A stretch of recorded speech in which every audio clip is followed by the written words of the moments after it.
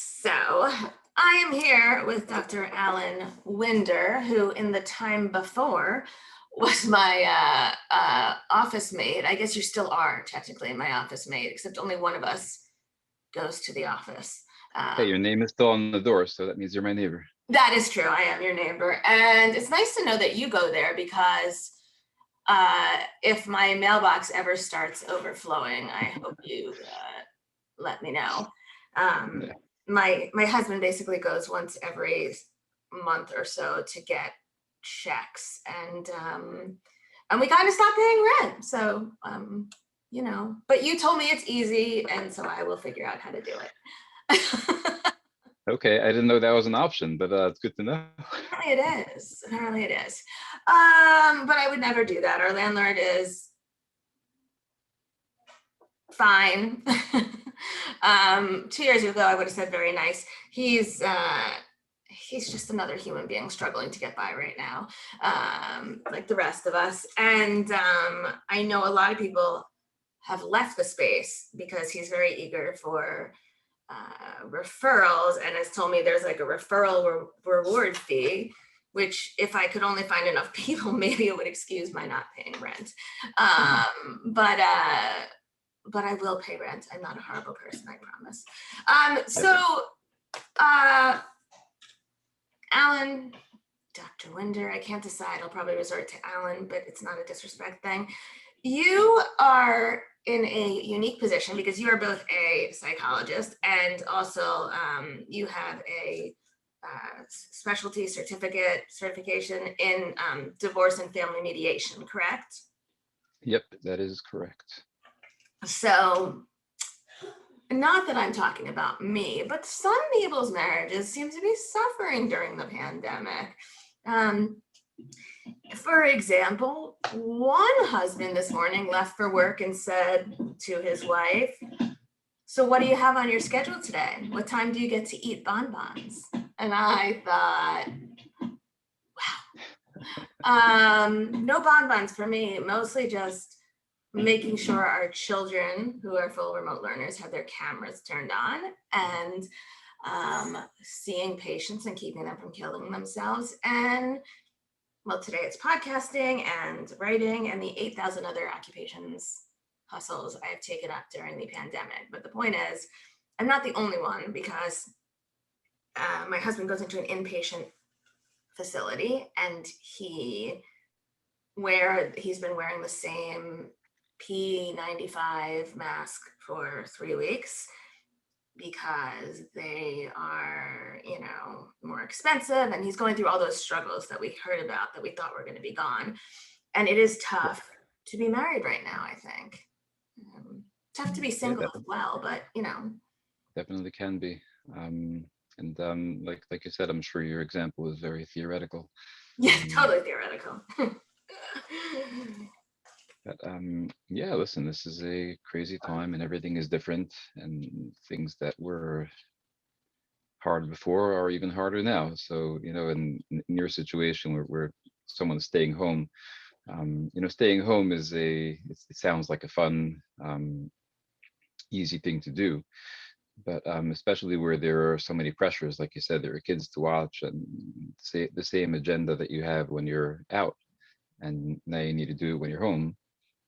That actually can be harder in a lot of ways. And, when people, one thing I think this whole situation has created is a very, very strong sense of different types of people and different classes of people, and people who stay home versus people who go out is certainly one of them. Yeah. And it's not versus as in these are opposing groups, but it's something that just didn't exist before. Right. It also feels like it's versus sometimes.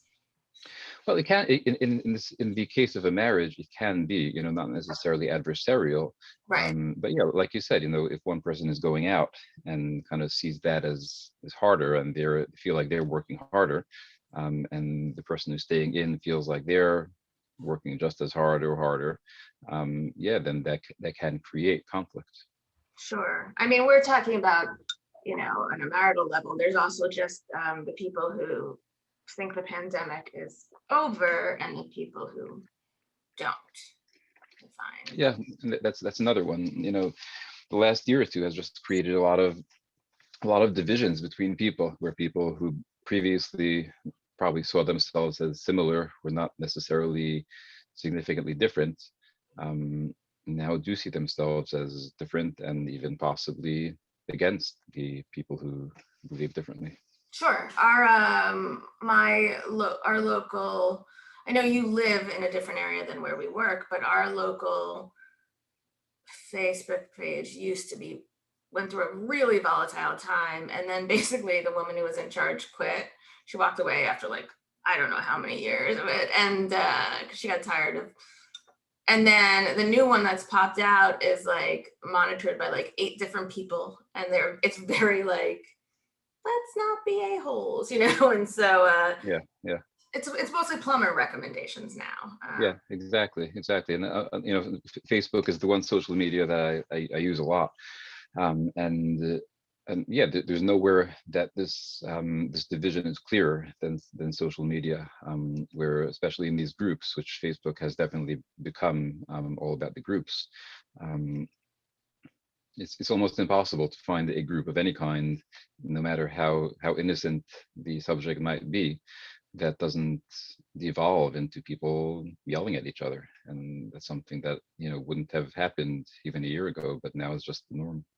Well, I mean, you were the one who initially turned me on to the therapist Facebook groups, and then you left, and I at the time signed up for like 50 of them, and now it's just a place to go when I want to feel good about myself, for Yeah, my yeah, sanity, yeah, because there's a yeah. lot of people writing a lot of crazy things. Yeah, I had to leave most of I think I'm a member of one or two that are just focused on kind of practice building, but anything clinical or um, self-care related, I don't want to hear again, about just your fucking self-care. Like, I don't want to hear you went for a 6-hour walk with your dog on the beach before you started seeing patients, because you clearly don't have children, don't have pressures, don't have, uh, right. and I don't think you should be wearing slippers in session, but yeah. Well, these days, as long as you wear pants, I think it's pretty much all you could expect. Well, my trick is the scarf trick, where you don't know what I'm wearing from the waist down, but a scarf makes me look fancy. And every time I put on a Exactly. scarf, my kids fall for it. They're like, "You're going out?" I was like, "Have I ever? Have I ever?" What's going out? Yeah, like once every 3 weeks I go to get my eyebrows waxed. Thanks very much. Like that's pretty much it. Have you Yeah, gotten the vaccine? I have not. Do you plan on it? I don't know.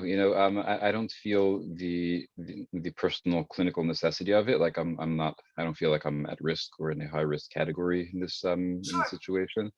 But we need to see what the world turns into. If it becomes something that's almost mandatory to get around, then I would certainly Sure. do what I got to do. But yeah, I think that the vaccine is certainly important for the people who are in the high risk categories of any kind. Don't worry, I'm not going They to attack you for not getting a vaccine. I was just I, curious. I didn't think you would. Yeah, no, it's curious to me. But you are seeing some in-person patients. Yeah, yeah. Anybody who requests it. Gotcha. See, that for me would be a reason too. But my husband also works at an inpatient facility where there's constantly outbreaks, and Right. I am a worst case scenario kind of gal. I think the seeing patients in person, like if people would be calling and saying, I'd like to come see you in person. Are you vaccinated? And then when I say no, they say, okay, forget it. If I was getting a significant amount of calls like that, then that would become a motivation. But I haven't gotten any calls like that. So, I was more it's not worried about really. your health. I mean, that sounds selfish, Oh, but I was more worried about your exposure. Have you, but I was going to say, has anyone asked you if you're vaccinated? nope, literally no one. Obviously people who come in, we follow protocols for 10 feet apart, masks and all that, open windows, ventilation, cleaning after patients. But no one has asked me if I'm vaccinated. Yeah, no, it would be a weird, it would be a strange thing. I mean, I picked up probably about 10 new patients during the pandemic. And so we've only seen each other virtually. And so far, it hasn't been an issue, which I think is what would drive me back in right now. Right, exactly. Yeah. You know? If things are working well, you know, it's in a way, and seeing patients virtually is better. It's easier. It's just easier to schedule, and people can do it from anywhere. So it opens up a whole vast population that couldn't see you otherwise. And I know a lot of therapists who have transitioned completely to online and have no plans to ever go back.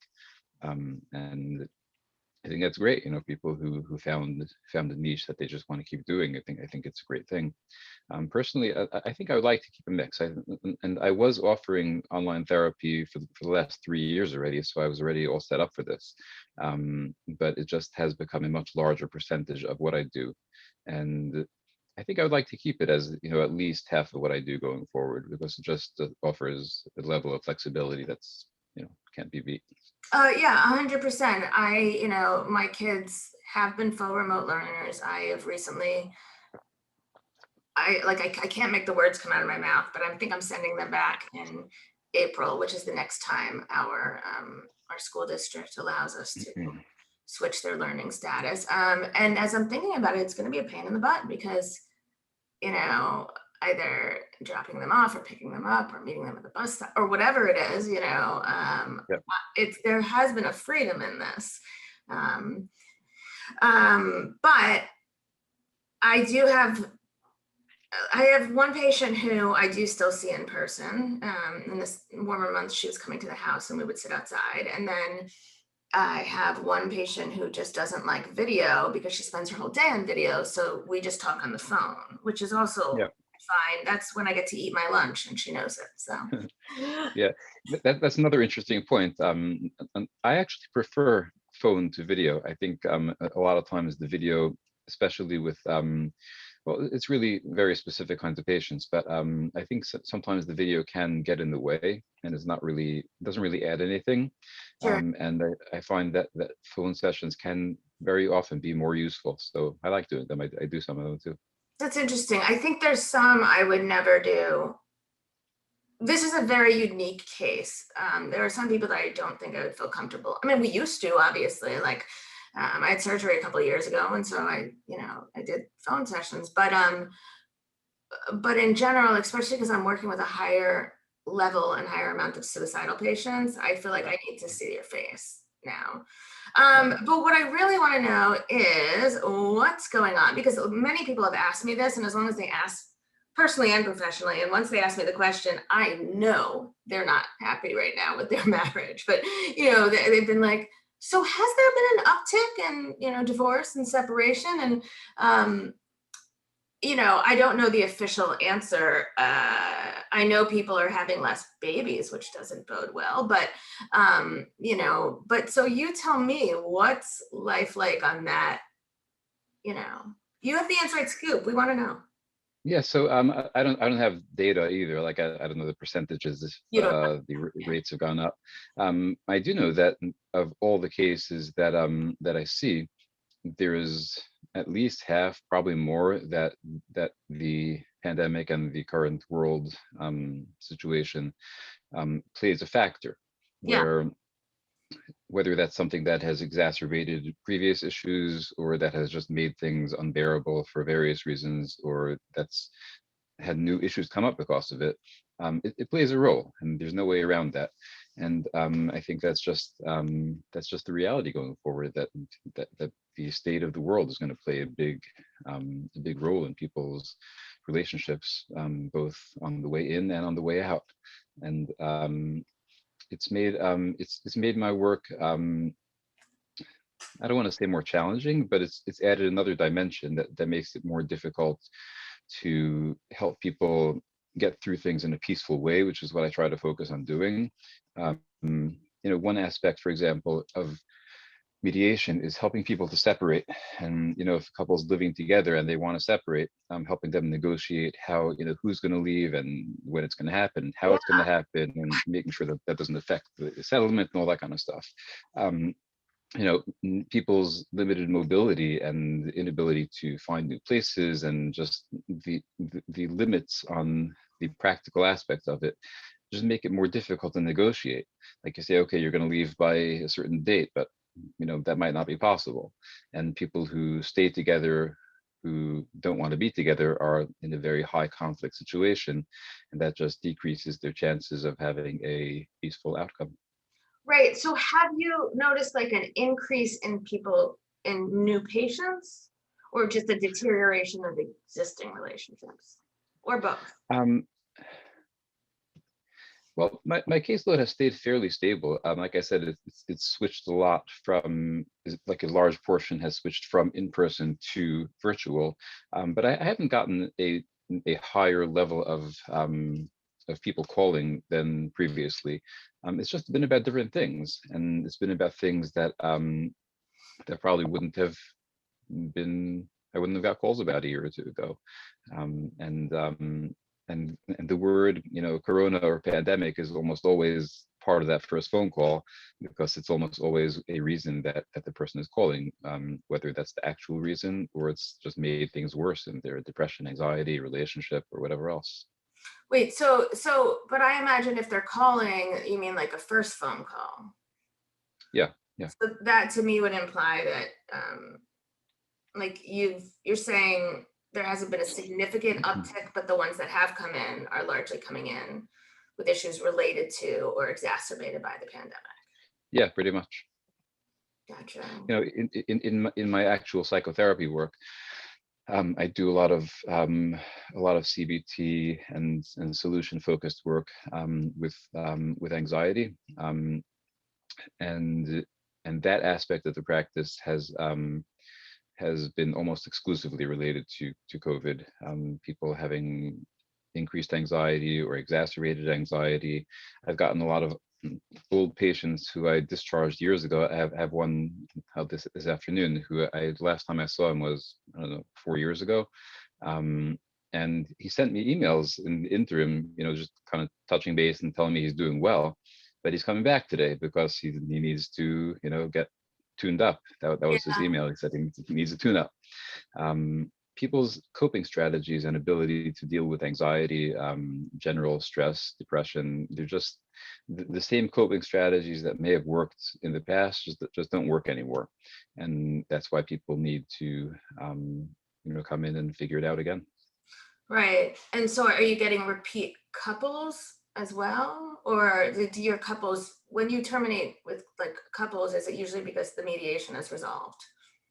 Well, I see couples both for actual counseling, for couples counseling, as well as for mediation, whether it's a kind of full start to finish separation, divorce mediation, or just kind of helping them manage some aspects of their relationship during the separation, parenting practice, communication training. Um, so in terms of couples, I don't typically see much repeat. Like if I terminate a couple, I probably will not see them again as a couple. Really? Sometimes, yeah, because either the therapy, like if they came for therapy, then either the therapy was successful, and they kind of have moved forward, or it was unsuccessful, in which case they either found another therapist or got divorced or whatever, but it just lose track of them. And mediations are not repeat business, Right. meaning like once a mediation is done, the only repeat and the only kind of coming back of that couple is if something comes up down the line, which does happen. New questions come up, new conflicts come up, and then they might come back for another session, session or two to resolve the new thing, new question. As kids get social questions or whatever. Um, but other than that, it's not kind of it's very different than psychotherapy, where someone might come in and be there for months and then come back a year later. That's just not the way mediation is. Sure. And Yeah. it's not supposed to be that way. It's really meant to be a very time limited and terminating process. Sure. I mean, I have patients I've been seeing on and off for like 15 years, Right. and I enjoy that, I enjoy watching them grow up, and and it's to whatever extent that means, from the 22-year-old that thinks they're grown and then comes back at 30 ready to settle down. So but I guess I'm really fascinated by the couples you see. Right before the pandemic, a couple came to me and they were awful. And they're the only people I've ever been like, you should not get married. They were engaged. And I did what we're not supposed to do as therapists. And I just told them point blank, like, you should not get married. He is emotionally abusive. He has potential to be physically abusive. And yeah, they got married during the pandemic and then came back to me. And not much has changed. But for them, I think some of the things that they used to fight about are gone now, because like her getting a job isn't as easy of a thing, since, it's, I don't know. I mean, not many jobs. I mean, I guess she could drive for Grubhub or something, but that's not the first thing an upper middle class couple is, seeking to do. Yeah. Yeah. But I guess I'm wondering, so what do you have any advice for any listeners out there whose marriage is struggling during this pandemic? Well, the advice is to call Dr. Lindsay and she'll fix you up. Right. Or call Dr. Winter, obviously. But no, but like solid, skills or things that you've seen work with other couples who are having more difficulty during the pandemic. Yeah, so it's a very case by case answer. There's no one thing that you can do to fix everybody's problems. I actually just put up a article on my blog about this with a couple of different. It's on my website. My website is drwinder.com, drwinder.com, and my blog is there. And sometimes I even write things in it every 6 months or so. So can you give us a couple hints so that we can then send people to your blog to see the rest? Yeah, the general principle that I think is very useful is to not think that the same strategies and the same things that have worked before are going to work now. So like you said, that couple that had certain fights before and now is having different fights, but might be approaching those new fights the same way that they approached the old fights, which clearly was not working. So in a way, it's an opportunity to kind of try something new and recognize what was not working before. And that's really a big focus of all of my work. All of my work is very solution focused, meaning that I start from the end of where you'd like to be, whether that's individual or couples. And we work backwards, basically identifying what needs to happen to get to that point and developing a checklist of skills to develop to make that happen, and making that process into a actual project that can be followed and built on in a understandable and easy to follow way. So can you give us a tangible example of how, of how that might translate into real life? For a couple? Yes. Let me think about that, and I'll try to answer in a few minutes. Sure. Looks like I can't think of one off. That's okay. Actually, I just thought of one. Right. So there's one couple who I'm currently seeing. That there's a kind of running fight between them about it's a second marriage for one of them, and that person has children from a previous marriage, and one of those kids is a source of friction in their marriage. The other partner just has trouble relating and understanding the parent's perspective, and feels like this kid is causing stress in the relationship, and it's been an ongoing fight for the last 20 years, which has pretty much been their entire relationship. And it's been an unresolved fight. It's one that they just have constantly, and has been a constant drain on their marriage. And one of the things that has brought them repeatedly to different counselors, and at this point, they're seeing me. And what the pandemic has created is a situation where the entire relationship between the parent and the kid is different. The kid's issues are different. The kid's relation to their marriage is different. And everything is just not the same as it was. And that has allowed them to be receptive to seeing the situation differently and to trying different coping strategies, involving empathy, involving making checklists of acceptable behaviors and improving their communication with each other. But basically things that they would not have been open to for the last 20 years, but now at least, well, the other spouse was not open to it, but now that person is open to these exercises and has actually been doing them in a limited degree. So a conflict that's been going on for 20 years that is still the same conflict, but is now because of different things because of the pandemic. That's just, it shifted this person's perspective where they're now willing to think about it differently and they're willing to work on it. So in that strange way, this pandemic has actually improved their prognosis from my point of view. I think that they have a chance to finally, not resolve, but come to terms about this issue. Sure. It's really more of a couples mediation question than a counseling question. But I think they could be on the same page where in the past they just weren't able to do that.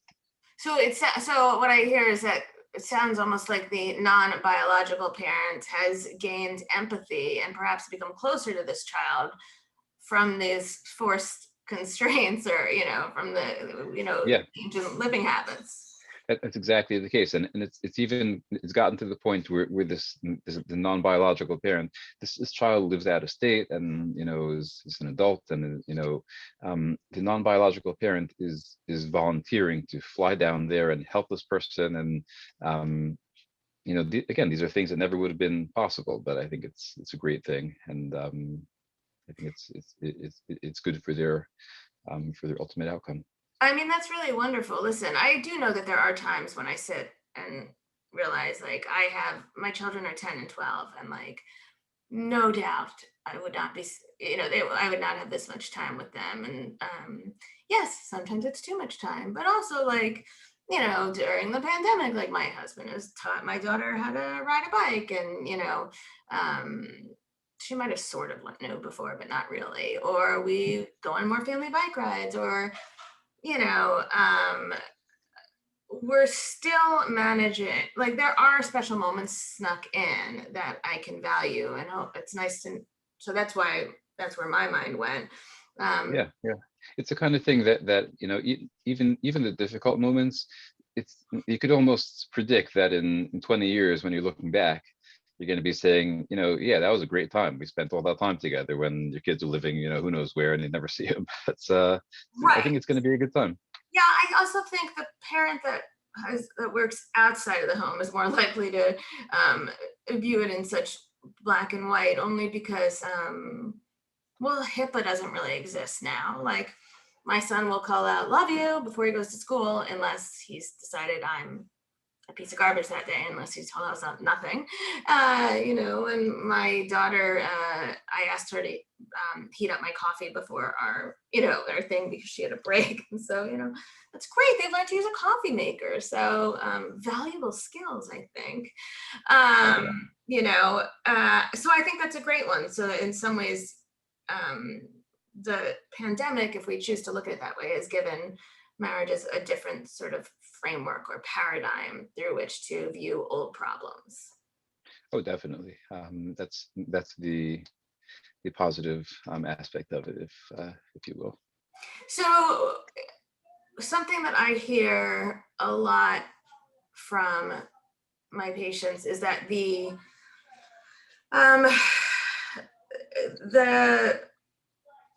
I'm thinking which way to go. The two people with different levels of anxiety, is a difficult thing for each person to relate to. And so I'm wondering, have you come across that? And even if you haven't, like, how would you, or how should we attempt to work through that in our marriages as a listener? It's something that, yes, I come across constantly, both in my personal life, and just knowing people, and in my clinical work. When two members of a couple see things differently, um, and again, it's when I see a couple like that, I consider that to be couples mediation more than couples counseling, Sure. probably, Interesting. unless it's skill building. If it requires skill building and improved ability to communicate, then it's more counseling. Okay. If it's a marriage that was previously successful and doing well, and this is just a localized issue, then it's more couples mediation. Um, but the bottom line is that when people see things in a fundamentally incompatible way, it's something that might not have a resolvable outcome. Like when a couple decides to be together or gets married, so everything is kind of on the table at that moment, where if there aren't any differences, they should be aware of them, and they should have at that point either negotiated them or have an understanding of what the reality is going to be. And so there's sort of a baseline set at that point that everything else is measured off of. Wait, I have to But when strongly, how is that even remotely possible? I mean, I met my husband at 23, married at 28, and he's 5 years older than me. I can assure you there was a world of things I never even considered my perspective on. Right, right, and things that are not, in the reality, or in anybody's consciousness at that point, might need to be discussed, when they come up or when someone thinks of them. But I mean, in terms of just the reality of daily life, when a couple gets married, there's a certain routine, a certain set of expectations, a certain just understanding of what reality is like. And if someone wants to deviate from that, you know and then they're the ones who need to make the case of why that should happen. Can you flesh Like, that out with an example? Yeah. yeah, so I mean, just in a very broad level, if a couple agrees that they're going to, live in New York, for example, and that's kind of the reality, and they start their marriage doing that, and then one person says, I don't like it here, I want to move to Australia. um, okay, it's not a invalid position, but that person's going to kind of have to make the case for why the reality should change from the agreed upon baseline. Right. And when new things come up, then things need to be negotiated. If a couple has a certain financial status, and that changes, and now there are new questions or decisions that need to be made.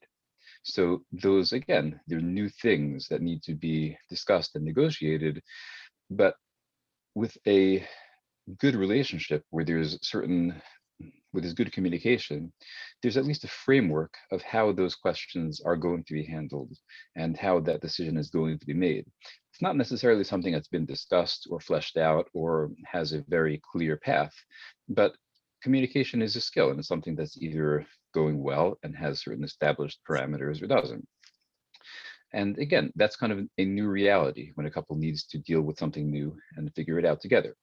And this world situation, the whole pandemic and anxiety, is something that falls sort of into that category, um, but even in a larger sense, because it's a changed reality that affects everyone. It's not a localized event that affects just the couple, like if somebody loses a job or something. And what that does is it creates a certain external community that anyone who has any feeling can attach themselves to. And in that way, if there is conflict with their spouse, it's not just individual conflict, it's sort of joining a larger entity in that conflict, which can make it worse. And the bottom line is that, like I said, there is not necessarily a meeting of the minds that can happen, because if people have opposing beliefs, that's not necessarily possible. If people have fairly similar beliefs and they can kind of find a comfortable middle area, that's doable, but those aren't typically cases that present for any kind of help. People who do have very differing views, the only real resolution is compromise, Yeah. which sounds kind of simplistic and ridiculous. But the question always becomes, what can everybody live with? Right. Which is really the bottom line of mediation. What is the worst case scenario that you can live with, and what is the worst case scenario that you can live with, and are those compatible? And the challenge is getting people to the point that they're willing and capable of identifying and disclosing what that worst case scenario is. Right. And do you find that's a struggle? Oh, it's a huge struggle, yeah. Sure. No, it's a very good question as to what can you live with.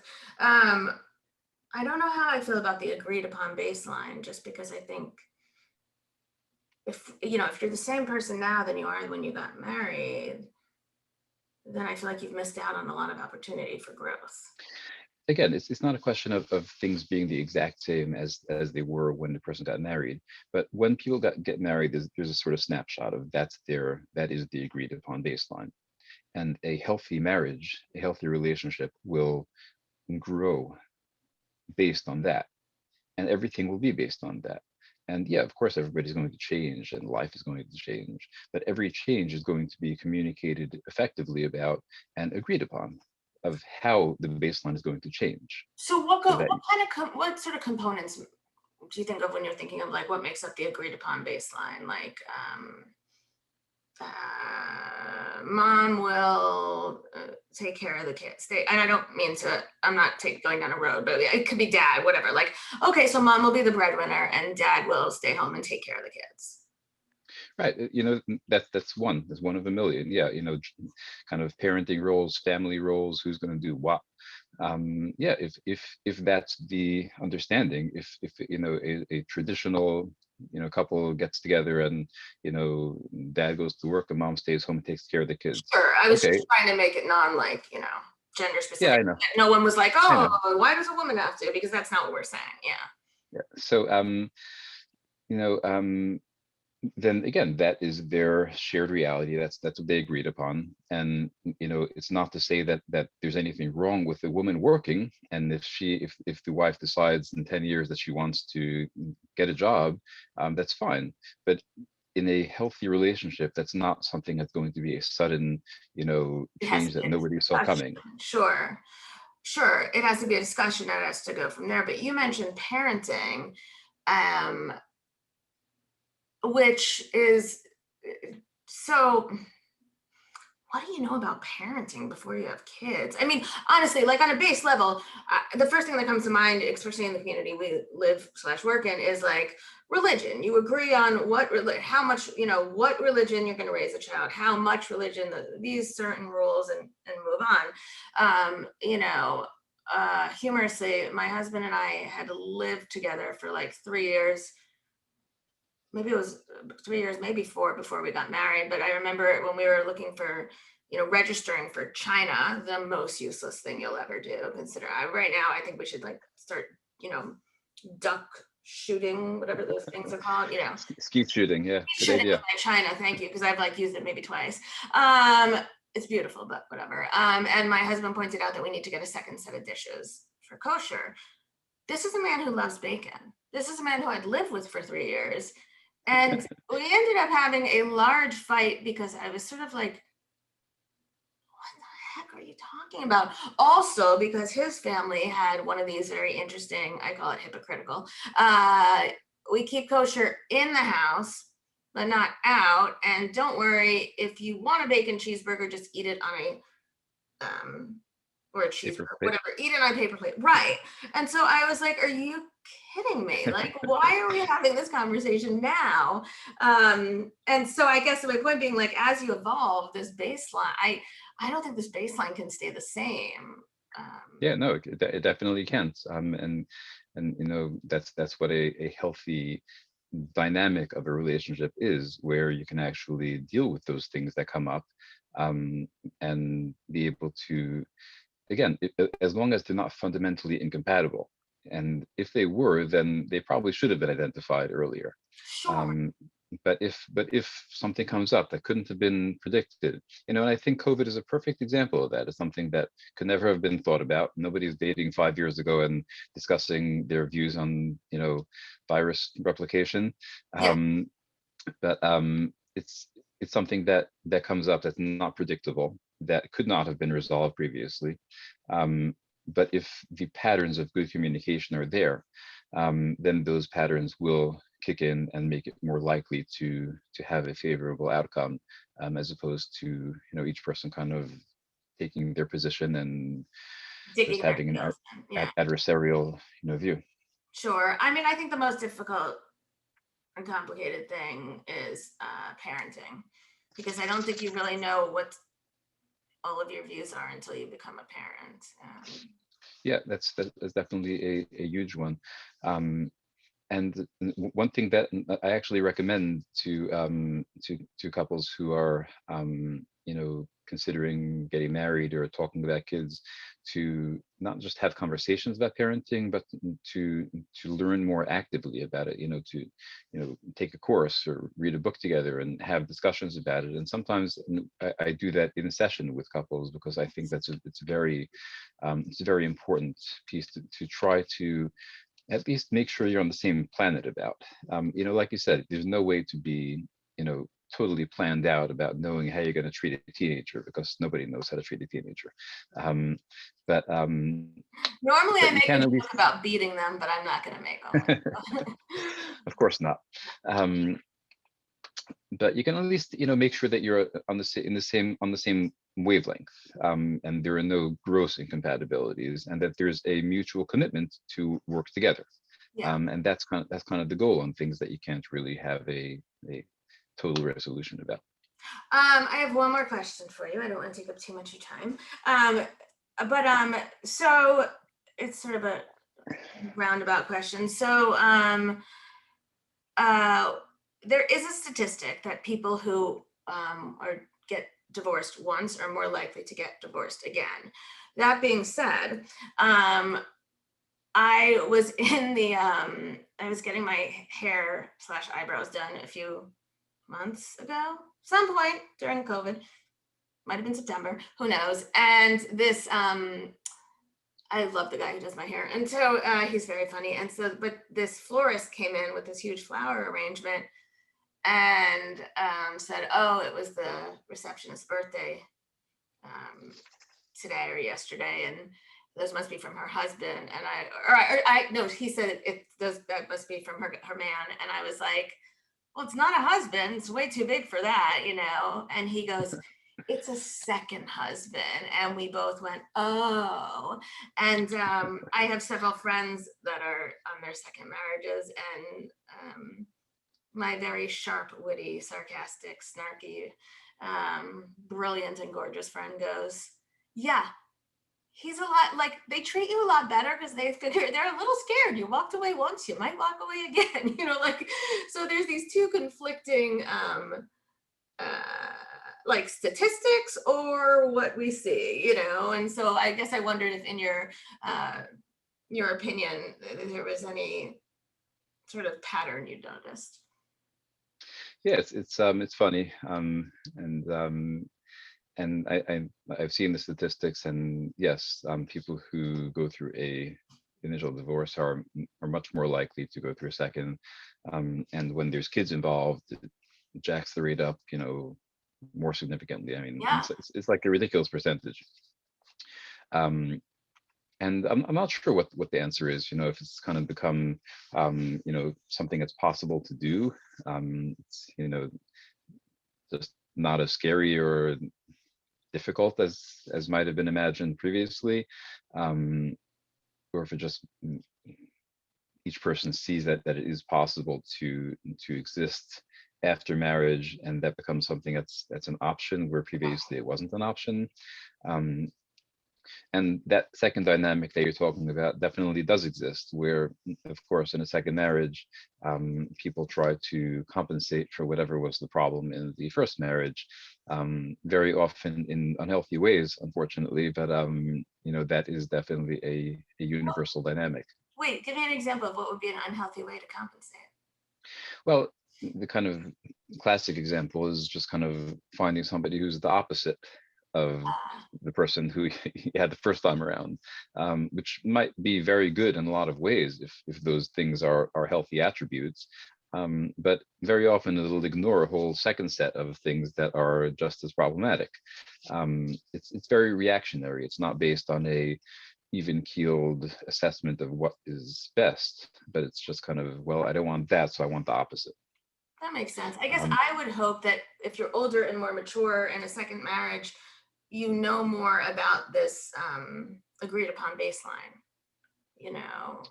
well, yeah, I mean, ideally, if someone has become older and more mature, which you know, and I know a lot of people who are older, but you know, the True. maturity part.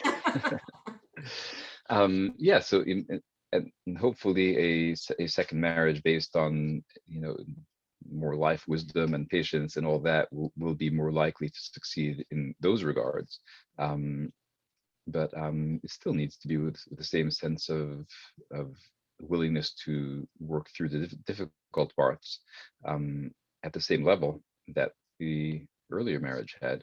And maybe that's one of the reasons that it's just, you know, possible to walk away from it easier, less consequence.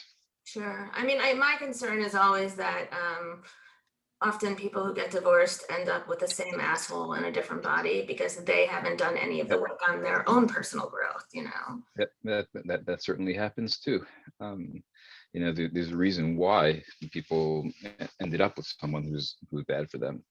There's always a reason, and if there's no work done, if people have no idea why that happened, then they're almost guaranteed to have that happen again.